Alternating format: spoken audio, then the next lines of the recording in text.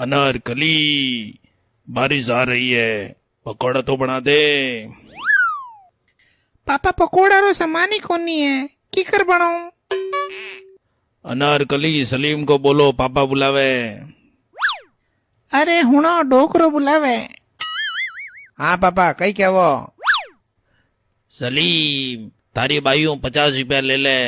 10 रुपया रा आलू, 10 रुपया रा कोंदा, 10 रुपया री मिर्चों लेना। बड़े ऊपर दाना मांग लीजे। पापा मारी स्टूकी में तो पेट्रोल ही खत्म हो गयो। तो मारी लूणा ले जा। अरे थानी लूणाई पिंसर होयोड़ी है।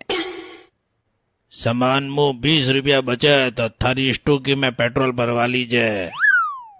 हमेशा कई 20 रुपया रो तेल भरो, कदी तो मारी टंकी फुल करवो। तारो बाप ही कदी टंकी भूल करवई। मुँह तो खुद 10 रुपया रो तेल भरवाऊं डोपा। बींदनी मारे और बाहर 2 कप चाय और बना दो। एक तो डोकरा डोकरी आखो दिन चाय गिटबो करे, दोनों चाय री कितली जे। सलीम, ये तो मोड़ो की कर आयो रे।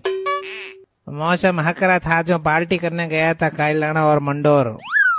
मुँह तारे हुसरा रो नौकर हूँ, जी को थारे वास्ते 12-12 बजे तक जागू।